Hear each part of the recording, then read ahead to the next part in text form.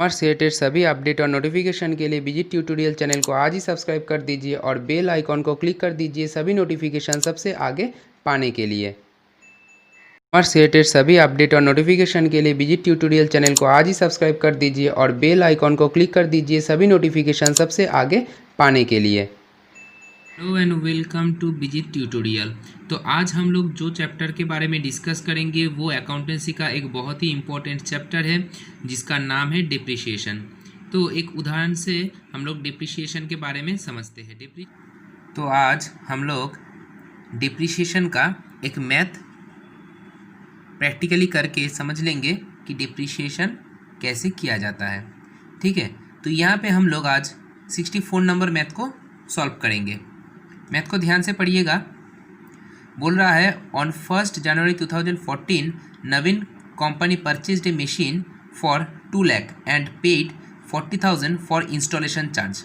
तो नवीन कंपनी क्या कर रहा है, 2 लाख रुपये का एक मशीन खरीद रहा है और 40,000 रुपया खर्चा कर रहा है मशीन को बैठाने के लिए, मतलब इंस्टॉल करने के लिए। On 30th June 2016 the machine was sold for ₹1,20,000।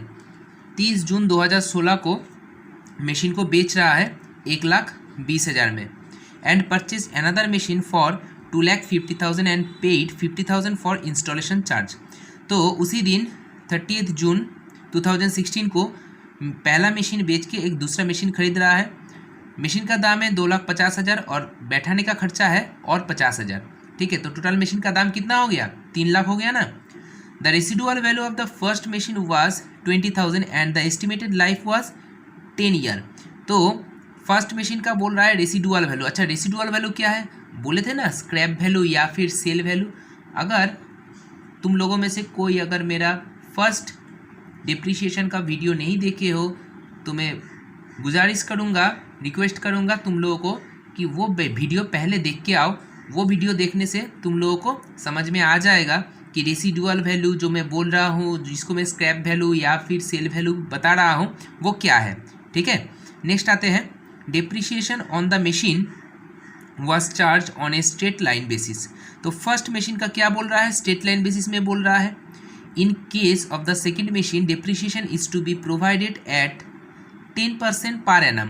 तो सेकेंड मशीन को क्या बोल रहा है, 10% पर एनम डिप्रिशिएशन चार्ज करने के लिए बोल रहा है। कौन सा वैल्यू में, कौन सा मेथड में, on the residual value basis. तो देखो यहाँ पे 2 मशीन है और डिप्रिशिएशन का मेथड भी 2 लागू हो रहा है। अलग अलग मशीन के ऊपर अलग अलग डिप्रिशिएशन का नियम लागू हो रहा है। फर्स्ट मशीन बोल रहा है स्ट्रेट लाइन मेथड या फिर फिक्स्ड इंस्टॉलमेंट मेथड, और दूसरा बोल रहा है WDB मेथड या फिर डिमिनिशिंग बैलेंस मेथड में। Show machinery account for 3 year. ठीक है, आप लोग एक काम कीजिएगा, वीडियो को पॉज करके इसको नोट डाउन कर लीजिएगा। 64 नंबर मैथ और 65 नंबर मैथ भी सेम ही है, 64 और 65 दोनों सेम है। आप लोग इसको 65 को होमवर्क के तौर पे घर में ज़रूर ट्राई कीजिएगा। ठीक है, तो चलिए शुरू करते हैं 64 नंबर का मैथ। तो चलिए हम लोग मैथ को स्टार्ट करते हैं। तो हम लोग स्केचिंग कर लिए हैं in the books of Naveen company machinery account. Sketching आप लोगों को पहले से ही शायद पता है। तो यहाँ पे क्या होता है, डेट पार्टिकुलर्स यहाँ पे बहुत ही इम्पोर्टेंट जेफ। आप लोग क्या करते हैं, जेफ को हमेशा छोड़ देते हैं। जेफ लिखने का क्या ज़रूरत है, लेकिन जेफ बहुत ही इम्पोर्टेंट है प्रैक्टिकल लाइफ में। प्रैक्टिकल लाइफ में हम लोग जब जर्नल करते हैं वहाँ पे क्या लिखते हैं, एलएफ लिखते हैं ना, लेजर फोलियो लिखते हैं ना। तो यहाँ पे भी जेफ लिखना बहुत ही इम्पोर्टेंट है। जर्नल जब करेंगे, कौन से लेजर के अगेंस्ट में वो कर रहे हैं उसका नंबर देना पड़ता है, और हम लोग जब लेजर करेंगे, कौन से जर्नल के अगेंस्ट में लेजर कर रहे हैं वो जर्नल फोलियो में लिखा जाता है। ठीक है ना, ये चीज़ याद रखिएगा आप लोग। तो मैथ क्या बोल रहा है, 1 जनवरी 2014 में, तो 1 जनवरी 2014 में टू बैंक अकाउंट मशीन 1 हम लोग लिख सकते हैं। इसको मशीन 1 परचेज हो रहा है ना, मशीन 1 लिख सकते हैं। अच्छा, टोटल देखिए 2 लाख रुपये का मशीन था और 40,000 उसका इंस्टॉलेशन खर्चा था। तो टोटल कुल मिला के कितना हो रहा है, 2 लाख प्लस 40,000, टोटल हो रहा है मेरा 2,40,000। ठीक है। तो इस साल में और कुछ नहीं है, इस साल में हम लोग जाएंगे डायरेक्ट डिप्रिशिएशन में। ईयर कब ख़त्म हो रहा है? स्टार्ट हुआ 1/1/2014 को, तो ख़त्म होगा 31/12/2014 को, ठीक है ना। तो लिखेंगे हम लोग by depreciation account, by depreciation account. अच्छा, कितना लिखेंगे? लिखेंगे हम लोग कैलकुलेशन करके। कैलकुलेशन क्या है? पहला मशीन क्या बोला था? पहला मशीन बोला था रिसीडुअल वैल्यू बोला था और एस्टिमेटेड लाइफ भी बोला था, तो हमें वैसा ही कैलकुलेट कर लेना है। तो यहाँ पे 2,40,000 मशीन का वैल्यू था। अच्छा, उसका रेसिडुअल वैल्यू या फिर स्क्रैप वैल्यू या फिर सेल वैल्यू कितना बोला है? 20,000 बोला है। एस्टिमेटेड लाइफ कितना बोला है? 10 ईयर बोला है ना। तो हम लोग देख लेते हैं कितना आ रहा है। 2,20,000 को अगर 10 से भागा कर दे तो 22,000 आ रहा है, तो 22,000 होगा पर ईयर का डिप्रिशिएशन। तो 22,000 होगा पर ईयर का डिप्रिशिएशन। हम लोग यहाँ पे बैठा दिए 22,000, ठीक है ना। तो अब हम लोग क्या करेंगे, दोनों साइड को हम लोग बैलेंस कर देंगे। तो यहाँ पे लिखते हैं 2,40,000, जो बड़ा अमाउंट है वो दोनों साइड बैठ जाता है, ठीक है ना। और यहाँ से 2,40,000 से जब मैं 22,000 को माइनस कर दूंगा तो कितना आएगा? 2,18,000। बैलेंसिंग फिगर कितना आ रहा है? 2,18,000। और लिखेंगे क्या? By balance CD। CD मतलब कैरिड डाउन, याद रखिएगा। छोटा छोटा चीज़ हम लोग हमेशा भूल जाते हैं। और बैलेंसिंग फिगर, अच्छा तारीख कितना होगा? 31/12/2014, ठीक है ना। आगे बढ़ते हैं। अब हम लोग नेक्स्ट साल में इस CD को, बाय बैलेंस CD को हम लोग BD में परिवर्तित कर लेंगे। तो 1/1/2015 में हम लोग लिखेंगे टू बैलेंस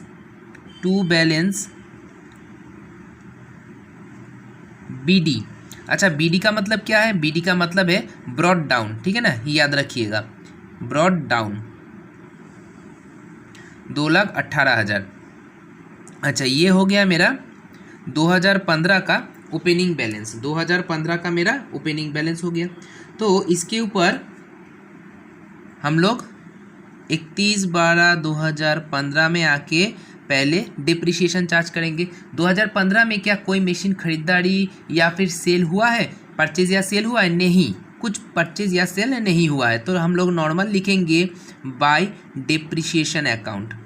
अभी मेरे पास कौन सा मशीन है? बोलिए ना, कौन सा मशीन है? मशीन नंबर 1 है ना। तो मशीन नंबर 1 को क्या बोला था? मशीन नंबर 1 को बोला था कि फिक्स्ड इंस्टॉलमेंट मेथड में करने के लिए। और फिक्स्ड इंस्टॉलमेंट मेथड में हर साल डिप्रिशिएशन क्या होता है? चेंज होता है? नहीं ना, हर साल डिप्रिशिएशन सेम रहता है। सेम मतलब पिछले साल हम लोग लिखे थे 22,000, तो इस साल कितना लिखेंगे? 22,000 ही लिखेंगे। 22,000 लिख दिए, ठीक है। अब हम लोग क्या करेंगे? बैलेंस कर देंगे। 2,18,000 आया। अब हम लोग इसको क्या करेंगे? बैलेंस कर देंगे। तो चलिए बैलेंस कर देते हैं। अब बैलेंस करने के लिए हमें लिखना पड़ेगा 31/12/2015 में बाय बैलेंस CD। और नीचे लिखेंगे क्या? Balancing figure. ये छोटा छोटा चीज़ ही एक दूसरे से अलग बनाते हैं हम लोगों को, आता है स्टूडेंट लोगों को अच्छा नंबर दिलाता है छोटा छोटा चीज़।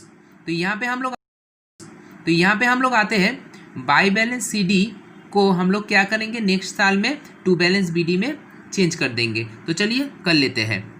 यहाँ पे हम लोग लिखते हैं, थोड़ा सा खाता को ऊपर कर लेते हैं, टू बैलेंस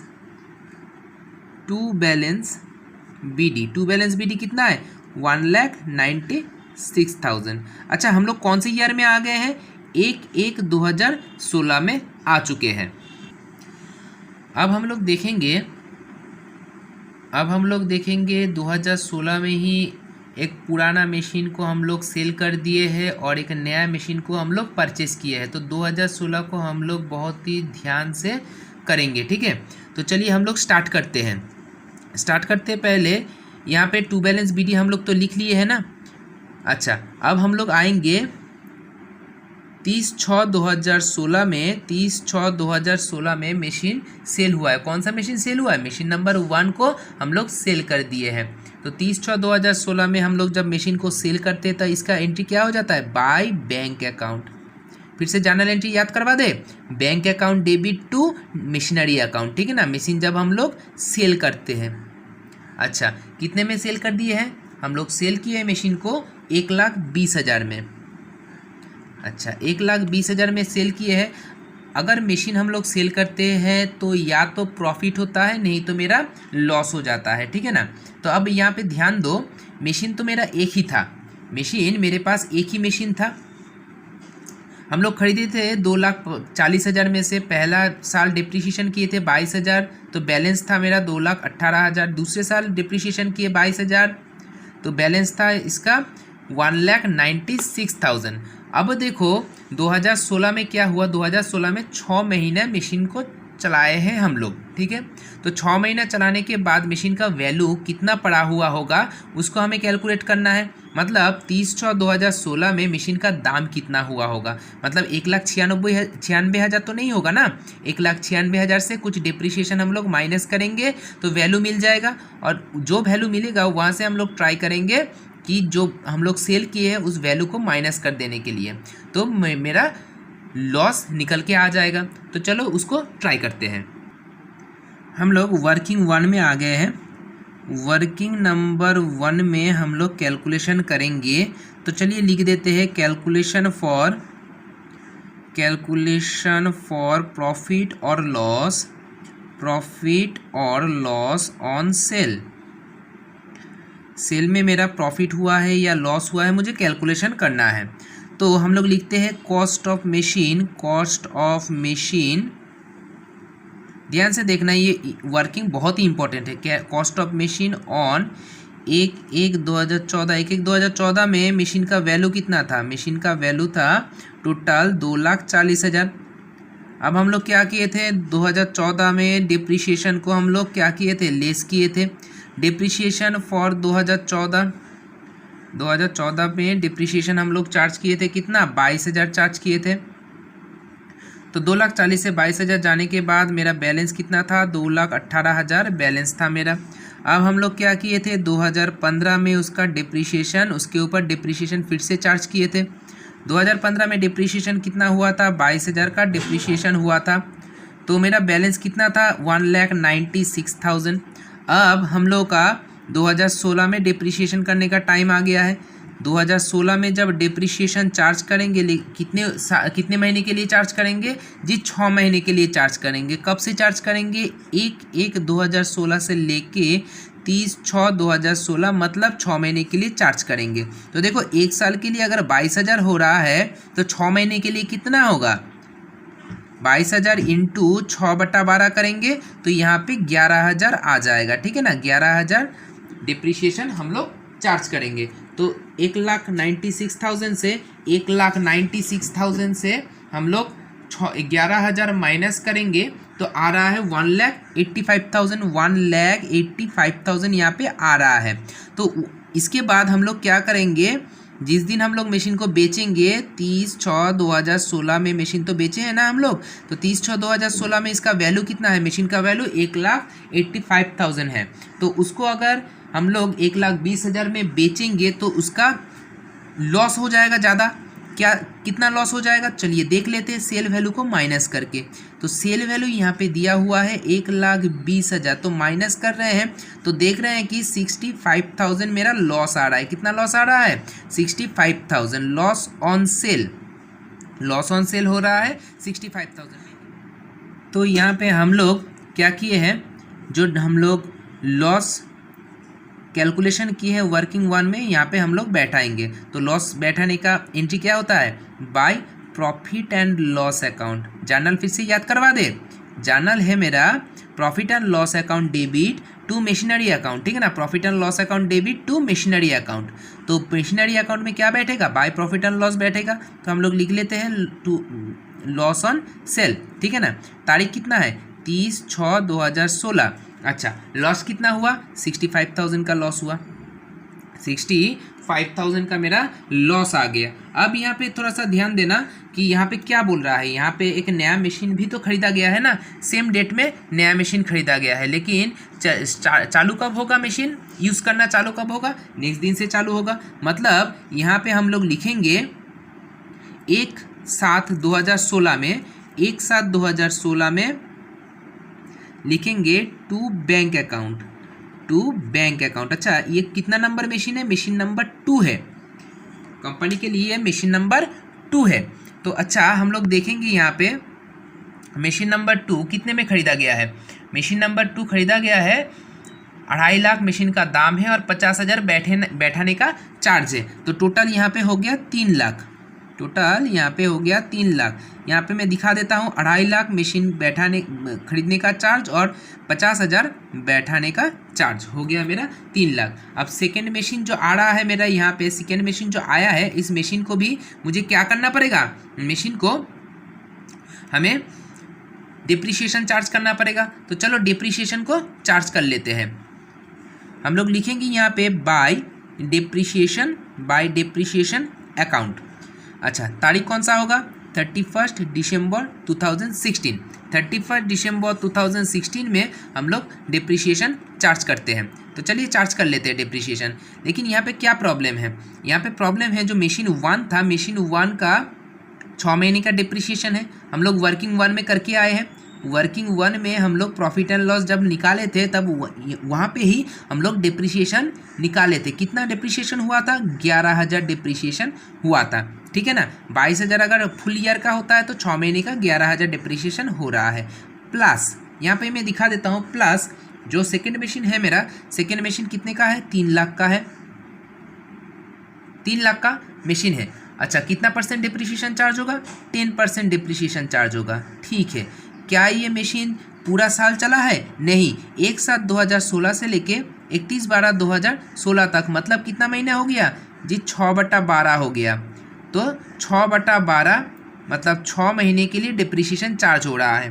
तो यहाँ पे हम लोग देख लेते हैं यहाँ पे कितना हो रहा है। यहाँ पे हो रहा है 11,000 प्लस 3 लाख का 10% 30,000 हो गया, 30,000 का हाफ हो गया 15,000। तो कुल मिला के कितना हो गया? 11,000, 11,000 प्लस 15,000 आ रहा है मेरा 26,000। तो यहाँ पे हम लोग बैठा देते हैं 26,000, ठीक है। 26,000 बैठा दिए, ठीक है। अब हम लोग क्या करेंगे? दोनों साइड को बैलेंस कर लेंगे, दोनों साइड को हम लोग क्या करेंगे? बैलेंस कर लेंगे। तो चलिए बैलेंस कर लेते हैं। 1,96,000 प्लस 3 लाख कितना आ रहा है? 4,96,000 आ रहा है। 4,96,000 बोथ साइड हम लोग बैठा दिए। 4,96,000 से अभी सेल का वैल्यू, लॉस का वैल्यू और डिप्रिसिएशन का वैल्यू हम लोग माइनस कर देंगे। 4,96,000 माइनस 1,20,000 माइनस 65,000 माइनस 26,000, तो आ गया 2,85,000। यहाँ पे हम लोग लिख देंगे by balance C D balancing figure, by balance C D balancing figure, ठीक है। अच्छा, इसका डेट क्या होगा? 31/12/2016। इसके बाद जब 2017 आएगा, 2017 में एक ही मशीन मेरा बचेगा, मशीन 2। और मशीन 2 मतलब जो 3 लाख है, 3 लाख से इस साल का जो डिप्रिसिएशन हुआ 15,000 माइनस करने के बाद रह जाएगा कितना? 2,85,000। 2,85,000 के ऊपर 10% हम डिप्रिसिएशन चार्ज करेंगे तो 28,500 आ जाएगा, ठीक है। तो मैं नेक्स्ट साल को भी मैं थोड़ा सा ब्रीफ में समझा दिया। हम लोग आ जाते हैं डिप्रिसिएशन अकाउंट में। हालांकि डिप्रिसिएशन अकाउंट बोला नहीं है करने के लिए, लेकिन हम लोग करके दिखा देते हैं ताकि तुम लोगों का कॉन्सेप्ट क्लियर हो जाए। इस चैनल का मकसद यही है, या फिर मेरा मकसद भी कह लो यही है कि तुम लोगों का डेप्थ को ज़्यादा से ज़्यादा क्लियर करवा दूँ, ठीक है।